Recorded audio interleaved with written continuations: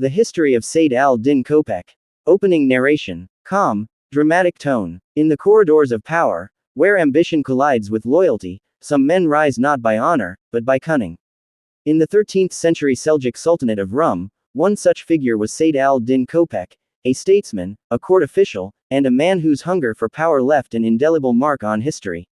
Early life and rise to power. Little is known about the early life of Said al-Din Köpek. Born into a period of political upheaval, he served in the Seljuk court under the reign of Alaeddin Keykubad I. Köpek began his career as a court official and architect, tasked with overseeing royal palaces and fortresses. But beneath the surface, he was a man of great ambition. Through loyalty and service, he gained the trust of the Sultan, slowly rising in influence. Köpek's role in politics. As the Seljuk Empire faced threats from both Mongols in the east and Crusaders in the west, internal unity was crucial. Yet Köpek saw an opportunity. He manipulated palace politics, spreading rumors, forging alliances, and eliminating rivals. He was no mere servant of the Sultan, he was becoming a power broker, a shadow ruler in his own right. Service under Sultan Alaeddin Keykubad I. During Keykubad's reign, Köpek oversaw major construction projects, fortifying the empire against external enemies. But while he contributed to the empire's architecture, his true skill was in court intrigue. He worked tirelessly to root out those he saw as threats, including powerful emirs and generals. Slowly, he established himself as indispensable to the Sultan's rule. Köpek after Keykubad's death. When Alaeddin Keykubad I died in 1237, the throne passed to his son Keykubad II. It was under this new Sultan that Köpek's ambitions truly flourished. He positioned himself as the Sultan's most trusted advisor, consolidating unprecedented power. But with power came ruthlessness. He began eliminating rivals, orchestrating executions, and spreading fear throughout the palace. Köpek's infamous ambition. Köpek was no longer satisfied with being a servant of the Sultan. He wanted more. Some chronicles suggest he even entertained the idea of taking the throne himself.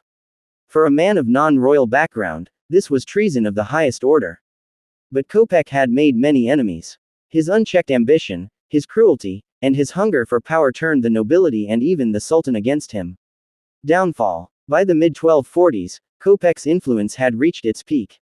He controlled the palace, the army, and the treasury.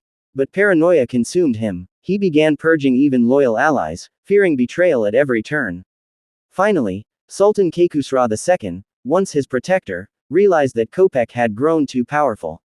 In a dramatic turn, the Sultan ordered Köpek's arrest and execution. The man who had risen from court official to near ruler met his end at the hands of the very system he sought to dominate.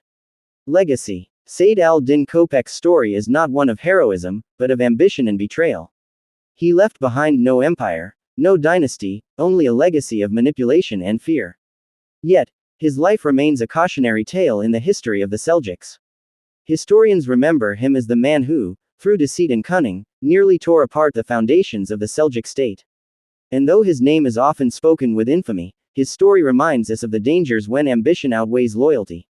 Closing narration. Strong, dramatic voice. This is the story of Said al-Din Köpek, a man who built palaces, destroyed rivals, and nearly seized the throne of the Seljuks. His life stands as a dark shadow in history, proof that power gained through deceit is power that cannot last. Crossed swords, a tale of ambition. A tale of betrayal. A tale of Said al-Din Köpek.